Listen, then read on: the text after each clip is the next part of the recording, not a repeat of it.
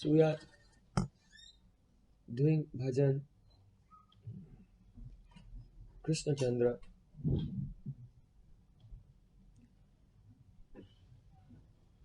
First of all, devotees, they should try to surrender unconditionally the lotus feet of Sadguru and Vaishnavas.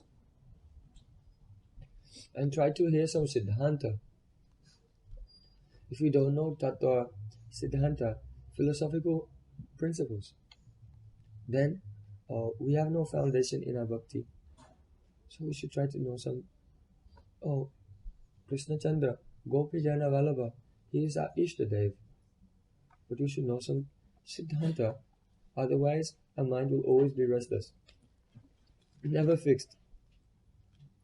Srila Kaviraj Goswami is saying, Siddhanta boliye chiti na karalas, jahoite Krishna lagi sudhiraminas. Don't be lazy, try to know some proper philosophy of Sri Rupanuga Gaudiya Vaishnavism. Then what will happen? Your mind will not be restless anymore. Your mind will become very strong and attached to Krishna.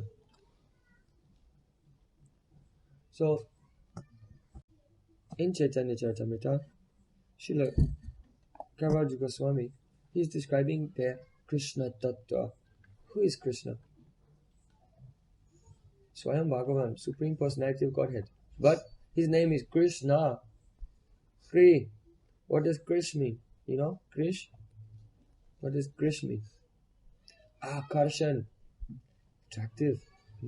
Pulling everyone. All their senses, eyes, ears, nose, tongue, skin, everything. Attracting all senses. So his name is Krish.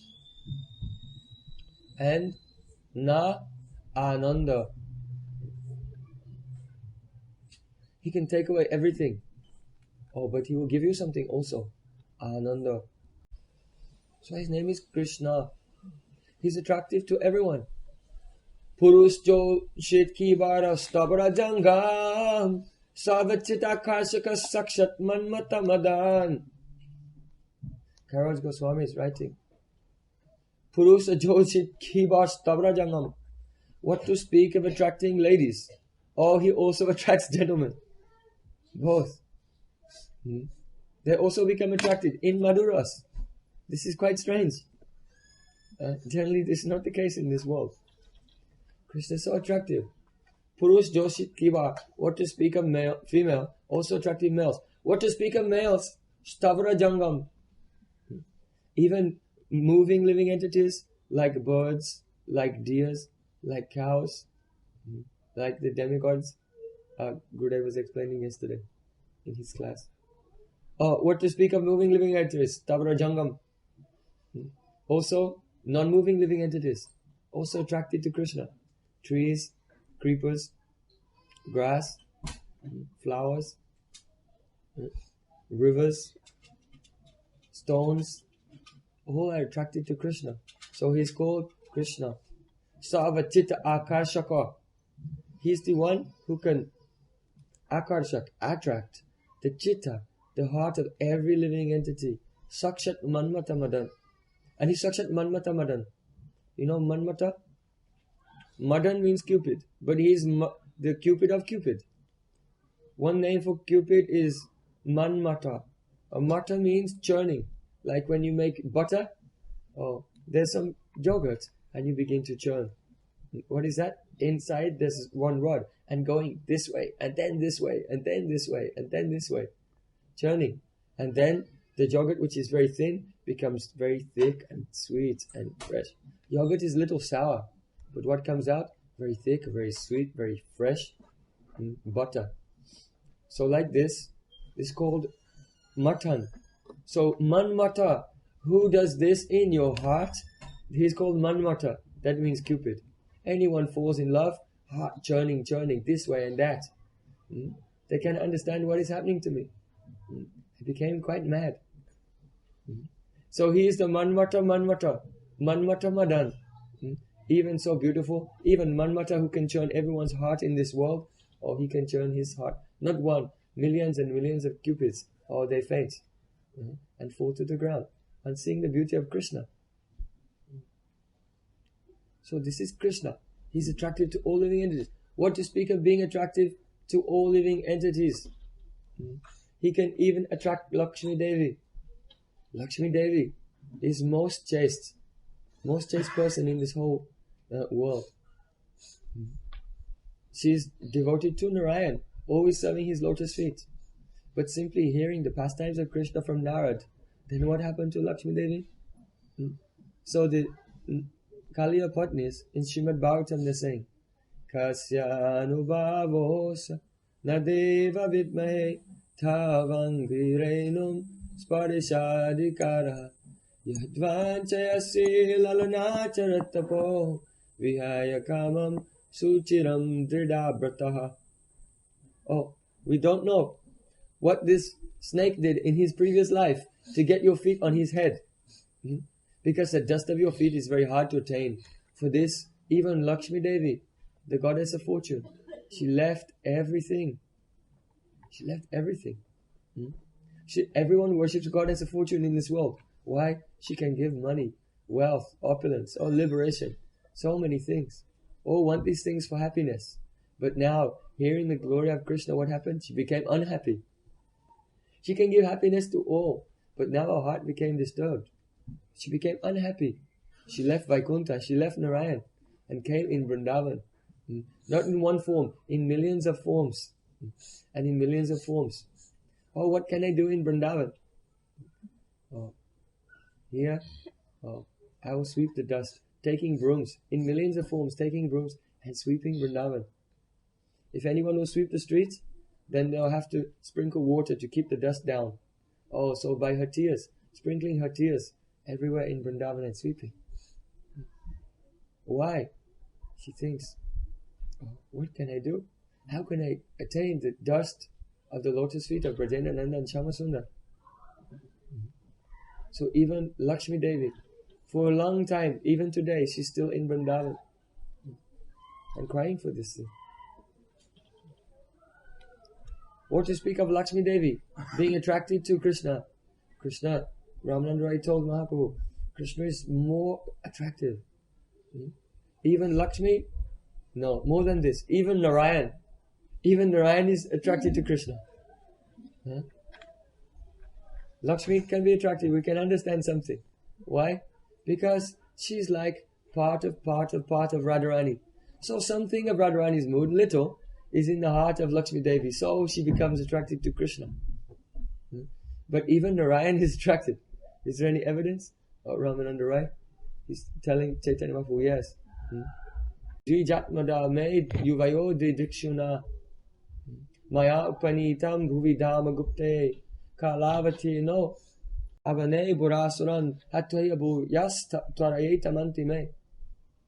When Krishna was doing his lila in Dwarka, that time, the one Brahmin came there and he had a son and his son died. So he was complaining. Oh, how is it that my son has died? This means that there's some discrepancy in the kingdom. So then he had another son. 8 sons were born and then they disappeared. What to do? So Arjun, he said, okay, when your next son is born, I will save him. And if I cannot save him, I'll enter into fire. So when his next son was born, Arjun was there with his bow and arrow to protect that child. Oh, that child also disappeared. What to do? So Arjun was going to enter into a fire. He was very upset. He was about to give up his life. Krishna said, oh Arjun, don't worry. We'll try one more thing, come with me. And they got onto Krishna's chariot and they drove well through the sky, past the heavenly planets, through all the coverings of the universe. And they came to the causal ocean. There, Kṛṣṇa-nāma Vishnu was lying in the causal ocean. And Krishna and Arjun came there. Krishna said, oh, have you seen the boys of this Brahmin? Oh, Kṛṣṇa-nāma Vishnu said, yes, I have taken all of them. Why? For this reason. I wanted to see Krishna. I am Kṛṣṇa-nāma Vishnu. I cannot even go to Dwarka to see Dwarkadish Krishna. So I'll buy some trick. I made a trick to bring Dwarkadish Krishna here so that I could have his darshan. So even Vishnu himself is attracted to Krishna, even to Dwarkadish. But he cannot see Dwarkadish. What to speak of Mathurash? What to speak of Brajendra Nandan Shyamasundar? How beautiful he is. More beautiful. What to speak of Narayan being attracted to Krishna? Even Krishna is attracted to Krishna. Yes. Krishna himself is saying, Krishna Ramadurya Krishna Upajaya Lob Samyak Aswadite Nare Mani Rahakshov. Hi. Krishna is thinking, I am so attractive, I become attracted to my own sweetness. I tried to taste it again and again, but I failed. So I'm upset. Samyak Ashwadite Nahi. I cannot completely taste my own sweetness. Rahim Alakshobh. Therefore my heart remains depressed and upset over this thing. So Rupa Goswami is writing, Aparikalita purva kas chamatkara kari spurati mama garihan esha madhuya purya ayamaham apihanta prakshayam lubda chaita sarabasam upabhoktum kamai radhikeva.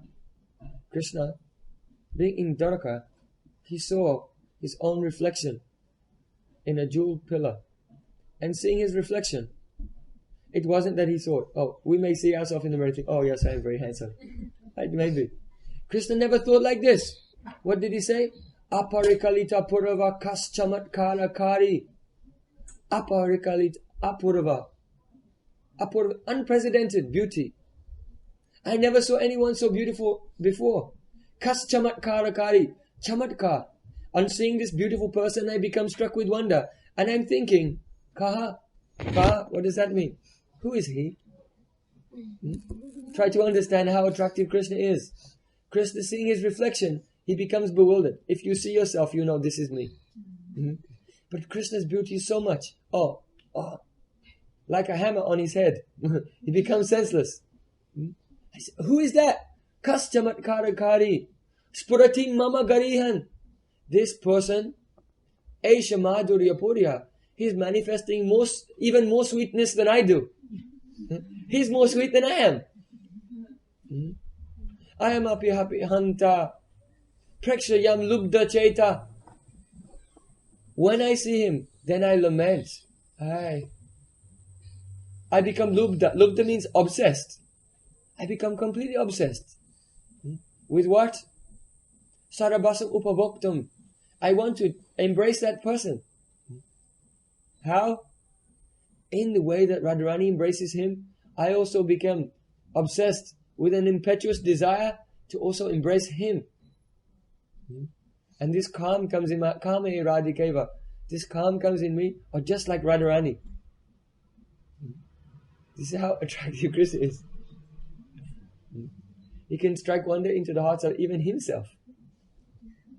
And he wants to taste himself like Srimati Radharani. So Krishna, being so beautiful, how can any gopi, any sweet young girl in Vrindavan resist his attraction power? How is it possible for them? They cannot check themselves. If you want to do bhajan, you have to be absorbed. Like yesterday, Gurudev was saying, why am I telling this thing? Telling all these pastimes? I am speaking about asakti, deep attachment for Krishna. And I'm giving some example, how the gopis are attached to Krishna. Why? So that we will be absorbed like this. 24 hours a day. Gurudev is giving diksha. I'm telling, oh, you have relation with Krishna like this. This is the most valuable thing that anyone can give you. If anyone has, Gurudev is giving this to any disciple, they should take it and protect it and keep it in their heart 24 hours a day. Never forget this thing. Krishna is my beloved. This mood always, 24 hours a day. What Guru is given, don't neglect. Like Bhaktivinoda Thakur. Bhaktivinoda Thakur taking one roti, little fruit, and taking rest at 10 o'clock at night. Then, only 2 hours later at midnight, he wakes up. absorbed. He cannot remember, I am Bhaktivinoda Thakur even. Who am I? I don't know. He's putting on his dhoti like this. Like this. Around and like this. He cannot understand. And going to the kitchen and making puris in the middle of the night. Why? Oh, completely absorbed. He thinks, I am Kamal Manjari. He has no sense. His wife looking, but she cannot understand what he's doing. Or his little boy is looking, Bhima Prasad, and seeing, everything. How my father is doing bhajan. I want to do like this. And this is coming. How he did bhajan in the middle of the night, or by word of mouth in our Guru Parampara. He has told Bhaktisiddhanta Saraswati Thakur, he has told Guru like this, coming in Parampara. How Bhaktivinoda Thakur was absorbed. So we should try to be absorbed like this, not forgetting for one moment, who am I? Not absorbed in false ego. Hearing, chanting, and remembering. All like udipan, to stimulate our mood. So, if we want to be absorbed, but we don't know what is the mood of the gopis, how they're absorbed, we don't know. In good association, hearing, chanting, remembering, what is their mood? Gradually. What we hear, or we try to remember when we're chanting. Something will stick one day, gradually, the mood comes.